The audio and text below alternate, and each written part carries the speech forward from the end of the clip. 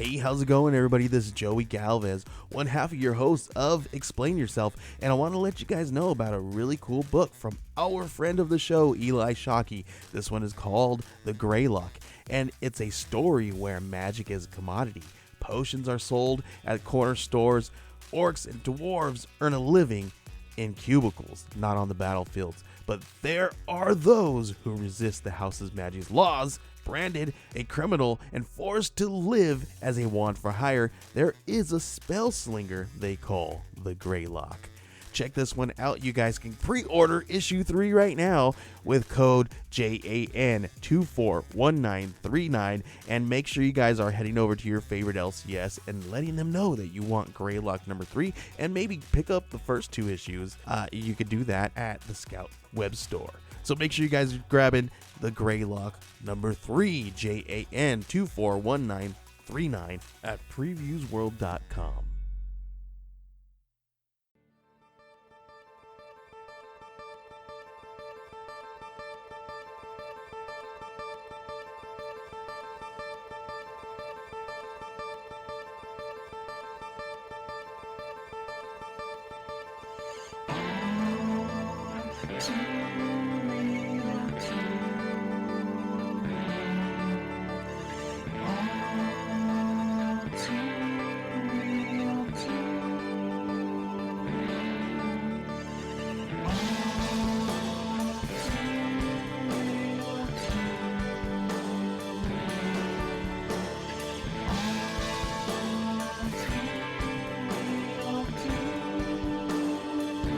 Okay, everybody, welcome to the latest episode of All Too Real 2. My name is Michael E. Cullen II, and with me as always is... Sesame, Blanche, and Carta. Blanche and Carta. Mm-hmm. Sesame, Blanche, and Carta. So... SB, yep. Okay.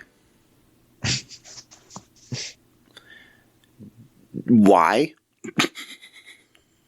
Because that's my name, Sesame, Blanche, and Carta. Why? Why does the universe exist? Why do stars exist? Why does rain fall from the sky? It's infinity. It's just, Rainn Wilson falls from the sky? I'm confused. Yeah, well, he better have a parachute, though. Because, good. Just making sure he's not gonna hit the ground hard and... he better not. Yeah. Hope not. But, I'd be there with like a big trampoline just to have him bounce on that. And, of course that wouldn't really hold him. But some kind of, thing to break a fall. We can't have Rainn Wilson dying on us. Not now. No. Can't do it. No. Never. He should live forever. And, so anyways, today on the show, we are covering a pilot for a short-lived television sitcom called The Golden Palace. Or Golden Palace, I should say. Yeah. I guess it is The Golden Palace, because it was The Golden Girls, now The Golden Palace. Yes, it was a sequel series to The Golden Girls. Yeah. Aired for one season of 24 episodes, starting in September 18th of 1992, with the pilot episode called The Golden Palace. She's very straightforward, Directed by Terry Hughes and written by Susan Harris, who is one of the co-creators of the show, as well as one of the co-creators of Golden Girls. Yes. I like it. So, first off, what were your initial reactions to this, Matt, after watching it? I thought it was really funny. It was witty, just like the Golden Girls were. I don't have too many memories of Golden Girls, so I can't base it on too much, but just the sort of back and forth, they're really good at that. That show in particular was really really at the whole banter. Yeah, I don't remember a whole lot of shows being as good at it as they were, and it really seemed to kind of just pick off where they left off. Like like I watched the first 3 episodes, and it didn't really feel like a spinoff. Like usually spinoffs aren't that good. Yeah. But this one actually felt like it wasn't just like a money grab. Like, oh, let's just get the Golden Girls and put them into a different environment. Like it felt like its own show, like a new show, you know? Yeah, and I'd like to mention too to people that this is now on Hulu, so you can watch the whole series on Hulu. As well as all of the Golden Girls on Hulu as well. Mm-hmm. Hulu is not paying us, but if they'd like to, it's Mike at cullenpark.com. Give me money, Hulu. Just do it, yeah. Give them money. Do it. I don't care how much. Just give me some. I'll share it with Sesame and Carta. Sesame, Blanche, and Carta. Oh, I'm sorry, I forgot. Sesame, Blanche, and Carta. Yeah, yeah. It's kind of a long name, but yeah, that's all right. I mean, you got like 3 names. Does that mean you're going to like assassinate a president or something? Whoa! No, I'm not. Don't worry about that. Okay, just making sure. If I was, I wouldn't be like an idiot and just show up with like a bunch of knives and guns and tell the police that that's what I was there to do, like that one guy did like a week ago. But yeah. Well, that was good for you. You know, probably shouldn't do that. No. So yeah, I really liked this episode. I thought it was pretty funny. I remember watching the show when it was on originally. Interesting thing, like Golden Girls ran on NBC for all the years it was on. NBC wasn't going to commit to a full season of this show, so they took the show over to CBS. So it's interesting. Spin-off of a show aired on a different network than the original show. Yeah. So, yeah. What happens in this episode here, Matt? They sold the house, and Rose is kind of, you know, she's sort of having anxiety and stuff. Doesn't really want to leave, and you know, Blanche and Sophia are kind of just sort of talking her into it, like, hey, you know, this is a good thing for our lives. You know, do something new. You know, it's like a new chapter in our lives type of thing. You know, they got the typical banter going back and forth, that kind of Golden Girls, you know, the golden, if you will, of the Golden Girls, and the movers eventually just end up carrying them, like when they're all sitting on the couch. So that was kind of funny. Yeah. And then they go into the Golden Palace, and then there's a very young Don Cheadle, who's the manager, pretty much everything at the hotel. I mean, he does pretty much manager. He's also like delivering towels to people's rooms, and just pretty much just does everything there. And he's kind of like, he's kind of rude to them at first because he's so busy. He's trying to do like everything, and eventually Blanche tells them that they're the owners, and then he immediately, you know, changes course, like, oh, welcome, and I was, you know, they told us that they were beautiful, but didn't know it was you, stuff like that. Yeah, let's do that whole thing, you know, like, and then so that's pretty interesting, and it kind of sets off a relationship between Blanche and his name was Roland. Sorry, Roland. Yeah, Roland, because you know, Blanche feels, you know, that he's kind of like doesn't respect her authority and stuff. So that kind of goes into a sort of arc in the next couple episodes, which is interesting. But cool.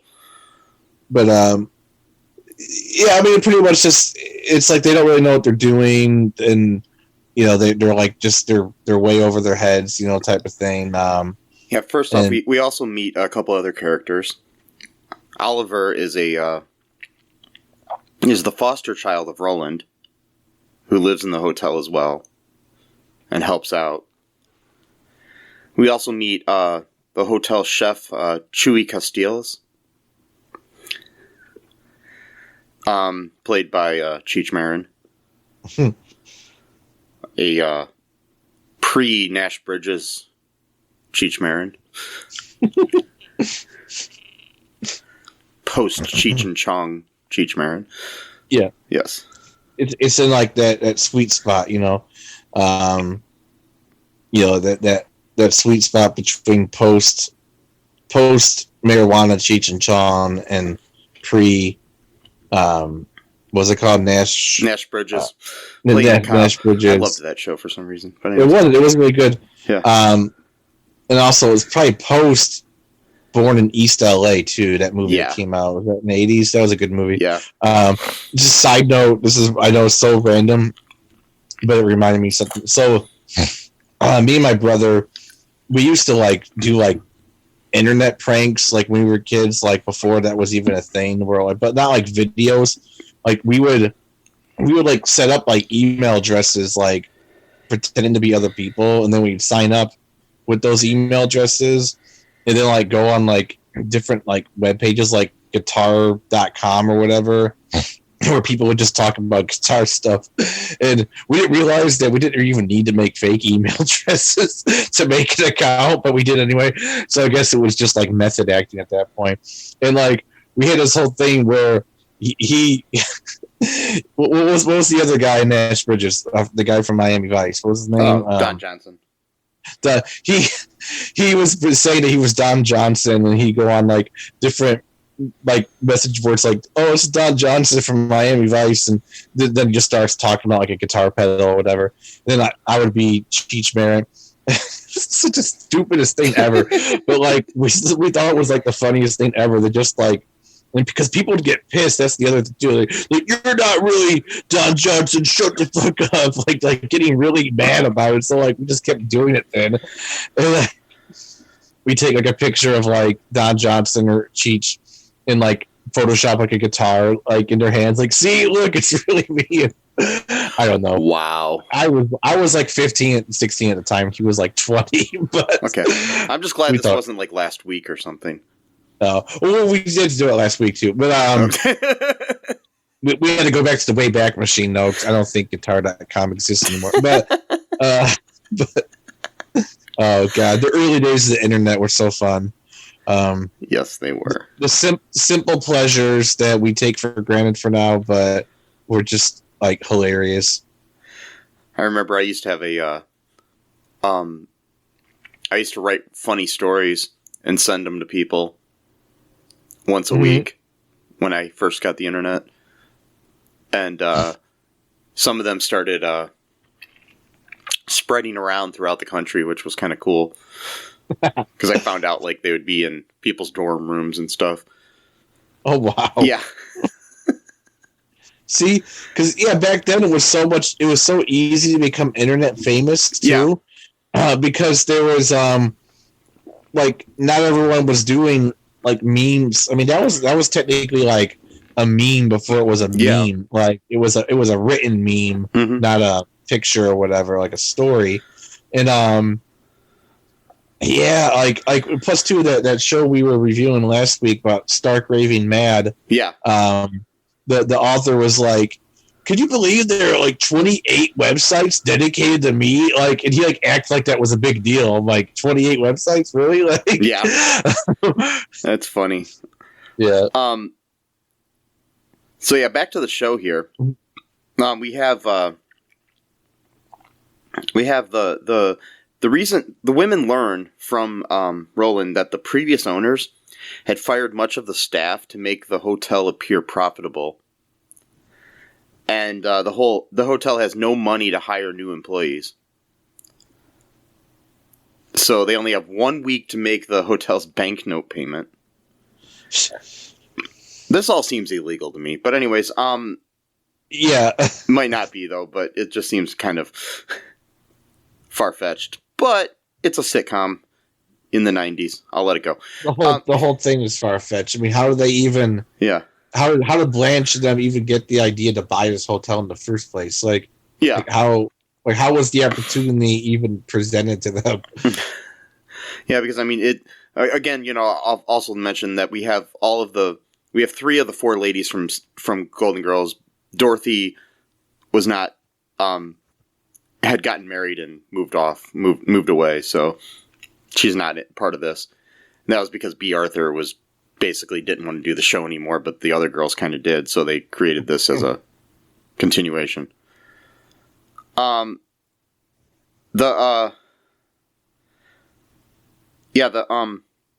have no money to hire new employees, and so basically the women have to, and Roland and Oliver have to basically do everything.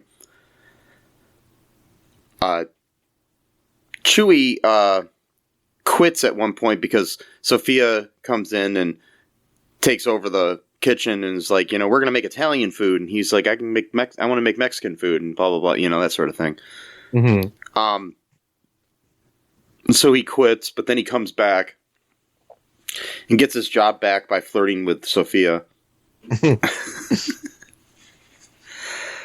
And then they decide that they're going to, do a little bit of his way, a little bit of her way, sort of, make both Italian and Mexican food.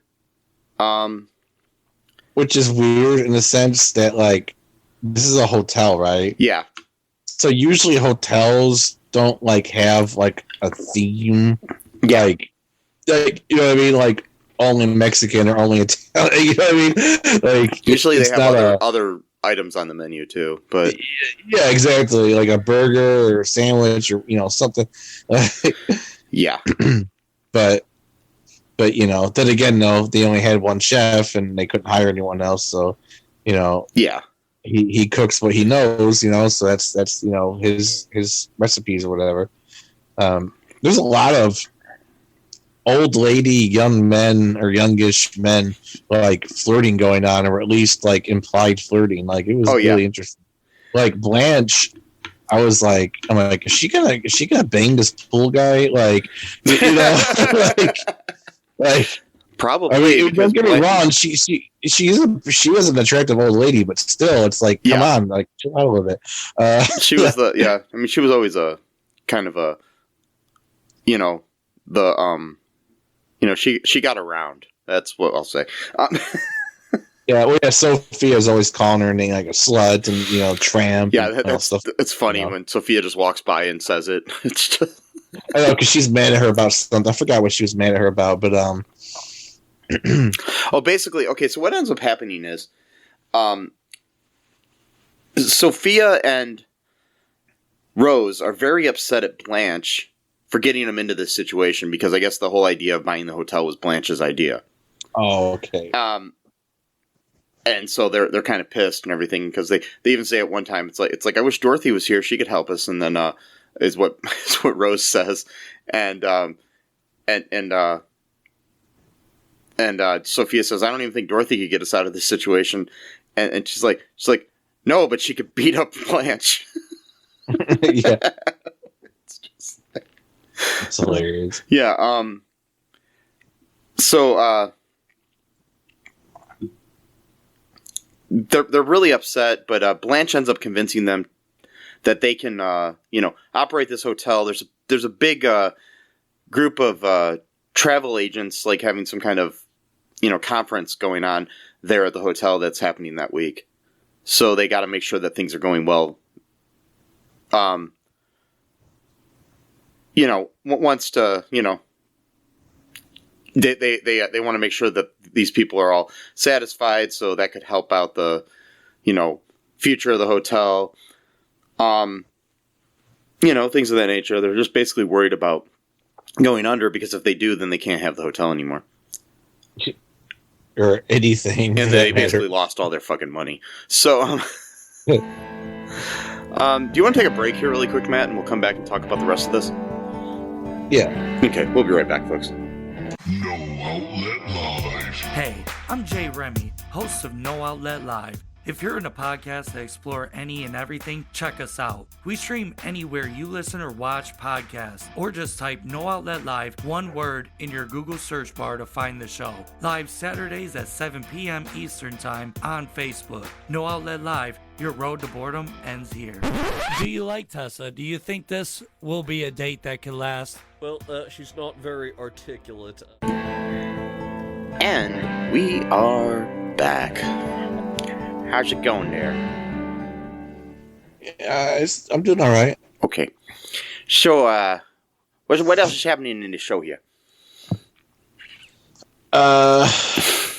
Well, whoever this is, who, commandeered Mike's microphone.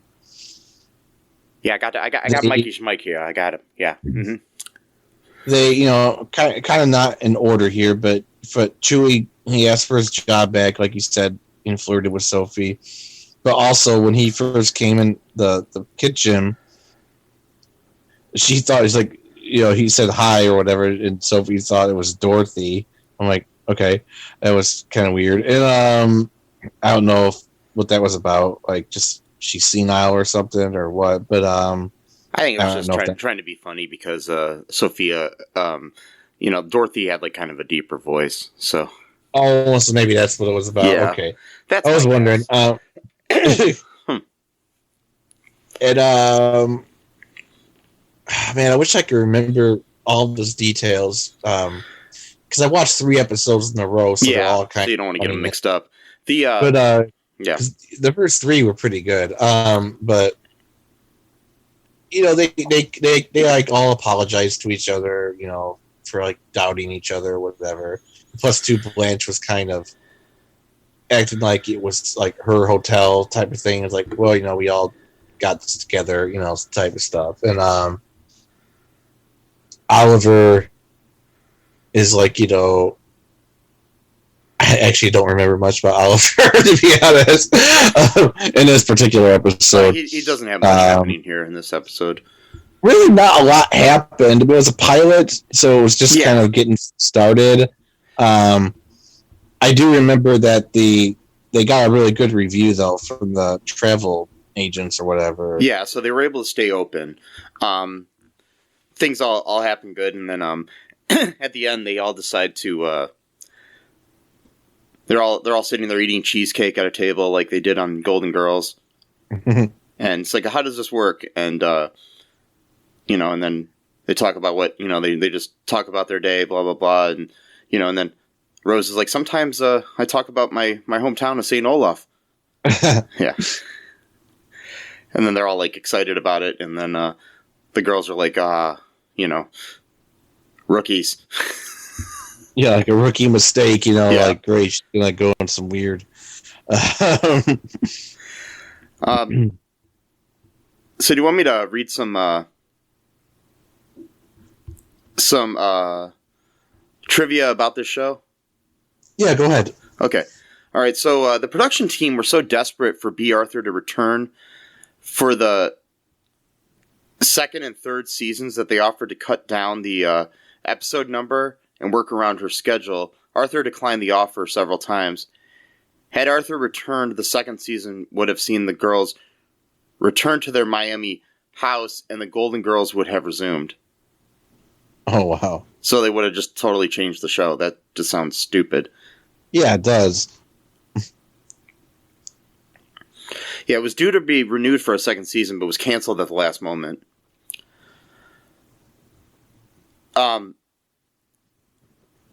Yeah, B. Arthur, I guess, does a guest appearance in 2 episodes of the show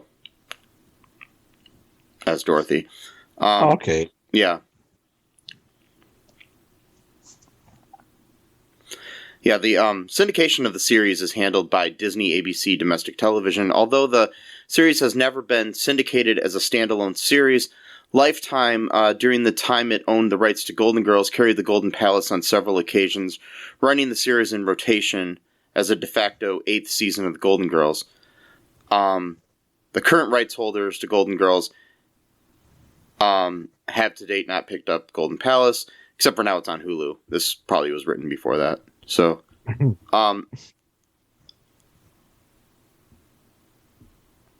CBS used the Golden Palace as one of 4 comedies assembled on Friday night in an effort to combat ABC's TGIF comedy block. The Golden Palace was grouped with Major Dad, Designing Women, and Bob, all of which were either successful comedies prior to the move, or in the case of Bob, featured a previously successful sitcom star, Bob Newhart. The premiere of this show garnered solid ratings, and the show won its time slot for the first few weeks, but viewership fell steadily for the entire block as the season progressed. CBS had scheduled the show for a second season, but canceled the show and the entire block the night before they announced their 1993 fall schedule.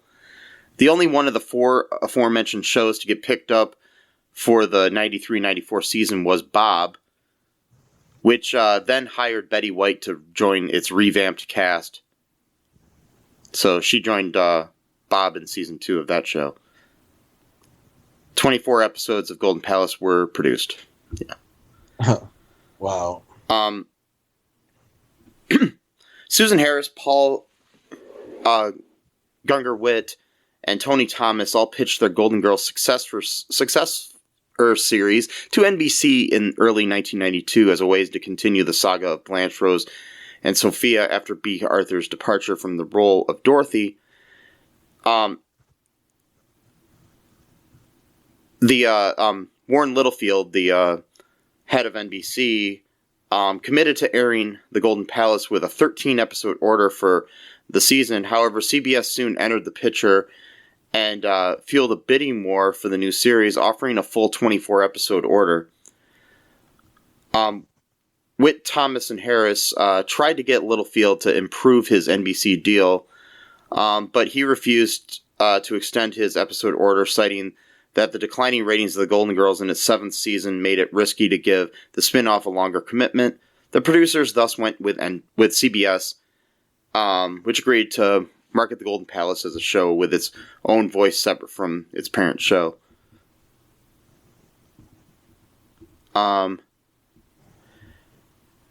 Originally, the chef was going to be a British guy, played by Alexei Sayle.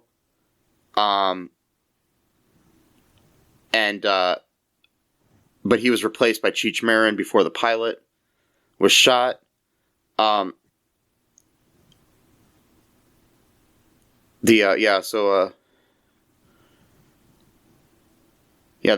basically he was fired, but he was on a 7-year contract, so I guess he still got paid for the season.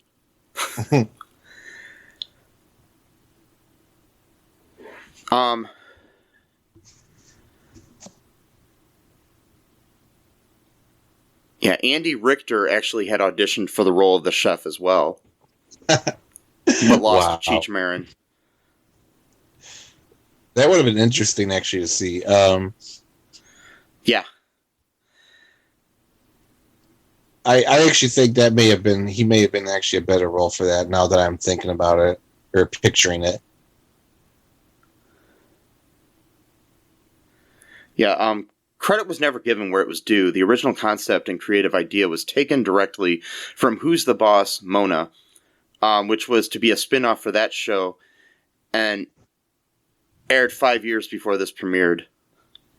Oh, wow. Yeah.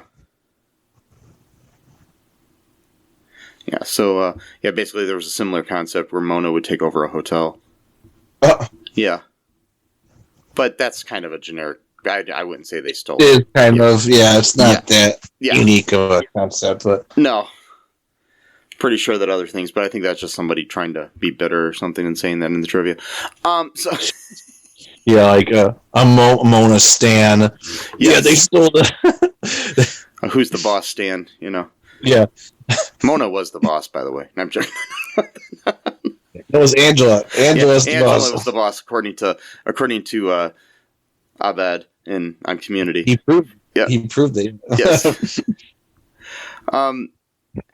Any other final thoughts here, Matt, before we wrap things up? I don't want to read any reviews because most of them are actually positive for it, so it's not fun to read those. We can't read the positive ones yet. No. Unless they're sarcastic, you know. Yeah. Yeah.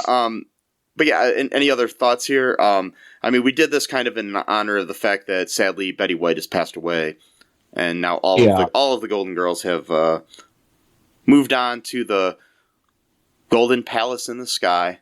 Yeah, I was gonna say with all the cheesecake that they can handle or whatever.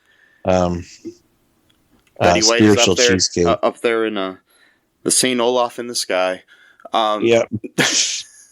I don't know, because St. Olaf doesn't sound like a great place. So. Maybe it's the Miami in the sky. Miami, because you got to watch. Was it the second or third episode? I don't remember. But she was saying, because they were still trying to find ways to, drum up more money or whatever. Because obviously, just because they got, their heads above water doesn't mean everything was just immediately fixed. Yeah. So they needed to still make some more money.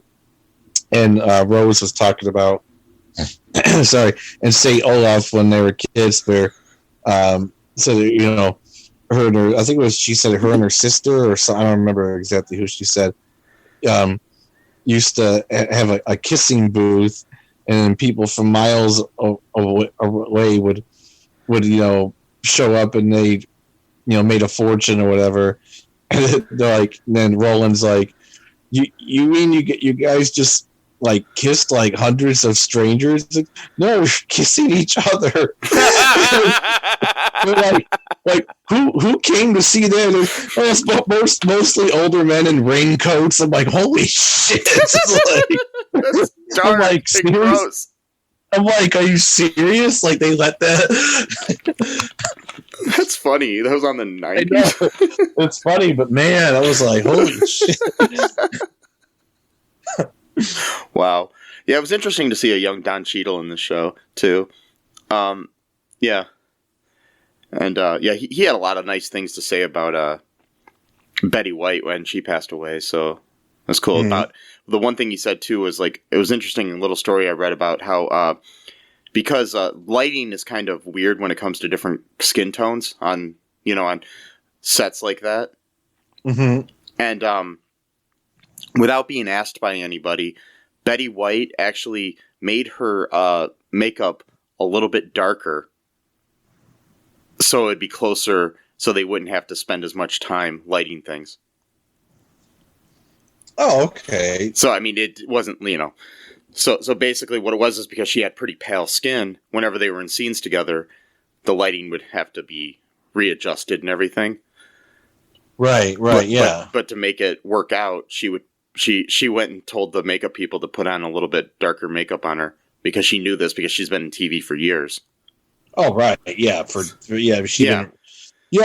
I remember seeing something like that a few years ago where it was about just like the subtle things that, you might not think about if you're not in the industry or whatever, where they were saying when they first started actually allowing black people to be in films and stuff, it was pretty much didn't really have any consideration for their skin tones when it came to lighting, because it wasn't really about them. It was, you know what I mean? Yeah.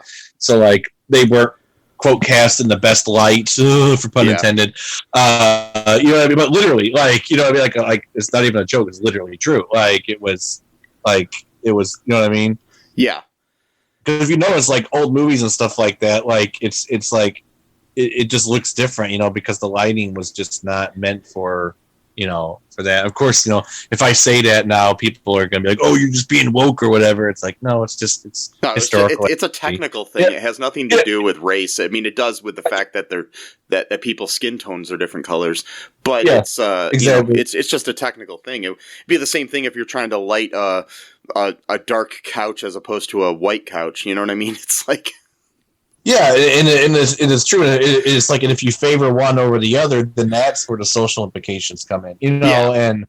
But again, you're not allowed to say that anymore because you're being woke, and you're not truth is woke now. You're not allowed to be truthful. So yeah, because woke is bad and truth is bad, and so it's cool. And the world is controlled by aliens. And Yep. Wait, what? Reptiles specifically, but yeah. Oh yeah, reptilian aliens. Yeah. And Tucker Carlson. And Tucker Carlson. He's the chief of the reptilian race. Yeah. Oh god. Anyways, I just think this show, as well as anything you watch Betty White in, shows her talent. And I mean, this whole cast was great actually in this show. I mean, and in Golden Girls as well. I mean, those the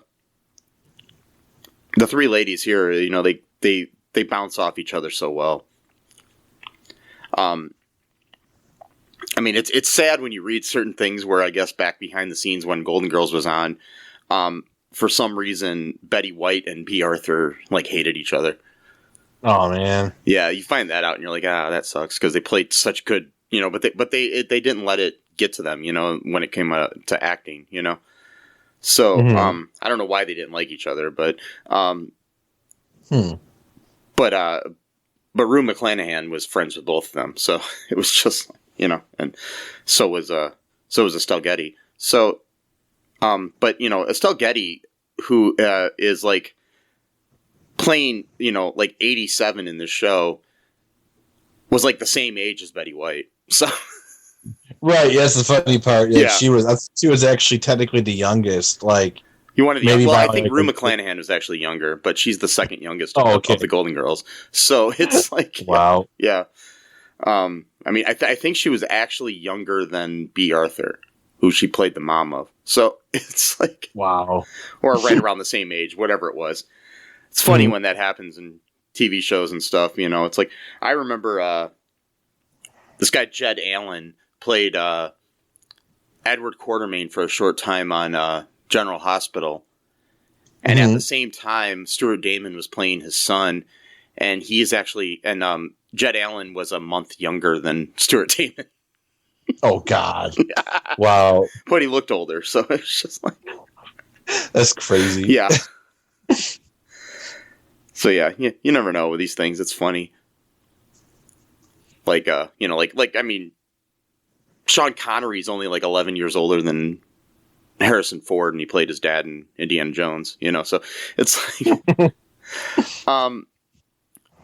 but yeah, interesting thing. I mean, I recommend people watching this show a lot. I think it's good fun. Watch the original Golden Girls as well. It's just watch anything with Betty White in it.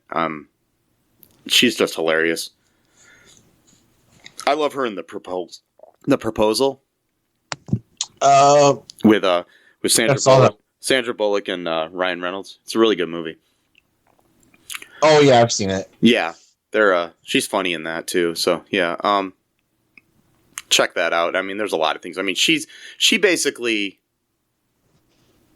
was the first lady of television. Like, I mean, sure, Lucy got all the credit as being like the big, forerunner of women in television, but she was out there at the same time. And so, she was there she was literally part of television before television was a thing. Yeah. Because not everybody had television, and she was actually part of some test pilots and stuff for things, for television shows before television even existed. So That's why she was so used to like doing so much output, because back then it was like you were working for like 4 or 5 hours every single day. It wasn't like, oh, we're gonna film this, they were like there constantly, like they had to do their own commercials too. So like instead of like going to a commercial, she would just do the ad herself, just read whatever the product was, So it's like could you imagine like just multitasking like that? Like you're doing like 3 different types of jobs essentially. You're doing the regular acting, then you're doing the commercial acting, then you're doing like a almost like a news type of thing, because she would read off like reviews and stuff like that, just crazy. So she was so used to that kind of output that she's like, yeah, sure, I'll just do like 1 million movies and TV shows, no problem. Yeah. I mean, she was literally like working until the day she died almost. So it's like, I know, it's crazy. But yeah, total legend, like for real. It's not just because like Betty White's become like a sort of like meme, like, oh, Betty White, like no, like she literally was like a legend. Yeah, it's I mean, we've lost a lot of people recently, which really kind of sucks in 2022 so far. Maybe by the time this airs, we might have lost more, sadly. Who knows? But yeah, I know. Yeah, I mean, Bob Saget just recently passed away too. Hope to talk about him sometime in the near future too. But yeah, I will leave before we leave this episode. I will leave you with a thing that Jeff Ross said, who was friends with Bob Saget. He said Bob Saget had to pass away so we could get that bitch Betty White out of the news. Just joking. Wow. He was saying it sarcastically. No, I know. Yeah. It's hilarious. Yeah. I was I made a song recently doing like mashups or whatever, and I put Bob Saget at the end of it, and like it was just like this small bit, but I remember what it was from because I had watched that special when it came out, and I didn't really know much about Bob Saget other than I knew that his comedy routine was like a lot more adult than like the like Full House and stuff, but I didn't really know the extent of it. So like I was watching it once and I'm like, oh my god, like, and he was talking about this guy, like he would like, he was kind of just razzing like this guy in the front row, like you just doing that kind of as a joke or whatever. And he was like, I don't know, but I think he was talking about like having sex with animals or some shit. I don't know. Like it was something weird. And like he was like talking with the guy in the front row. He's like, this guy needs to be careful. Like, look, dude, like I'm just saying you look a little bit like Screech, and there's nothing wrong with that. It's endearing. Everybody here likes you.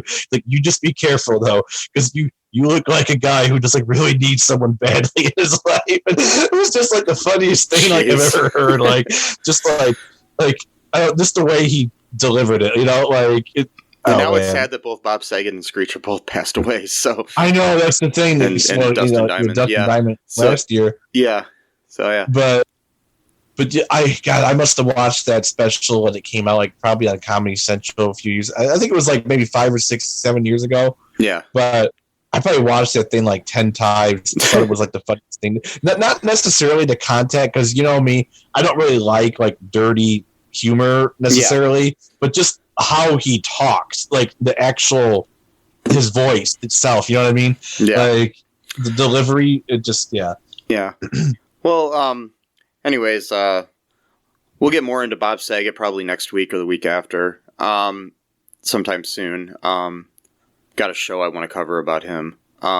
Anyways, so any final thoughts here before we wrap things up, Matt? No. Nope. Okay, so everybody, make sure you subscribe to the show wherever you're listening to us now, or subscribe everywhere if you want. I don't care. Also, give us a 5-star review anywhere that you can review us. I know you can on Apple, and you also can on Spotify now. Also, check out our website, all2real2.com. If you got any questions or suggestions for future things, give me a message at mike@cullenpark.com. Also, check out our TeePublic, our Patreon, and share the show with some friends. If you're listening to this and like it, just tell 2 people about the show and ask them to tell 2 people. Yeah. And that's how we grow. Yeah. And, be present and love everybody while they're still here, people. If anything's taught us, things, like be nice to everybody, be kind, like Betty White was. Wear a mask because, there's a lot of people dying now because of things. Yep. Wear a mask if you have to. Get vaxxed. Wear a condom. And until next time, folks. Bye-bye. Bye-bye. Thanks for listening to All Too Real 2 podcast, a Cullen Park production. Produced and edited by Michael E. Cullen II. Music by Matthew Hawes. Subscribe and share the show. Visit us at cullenpark.com.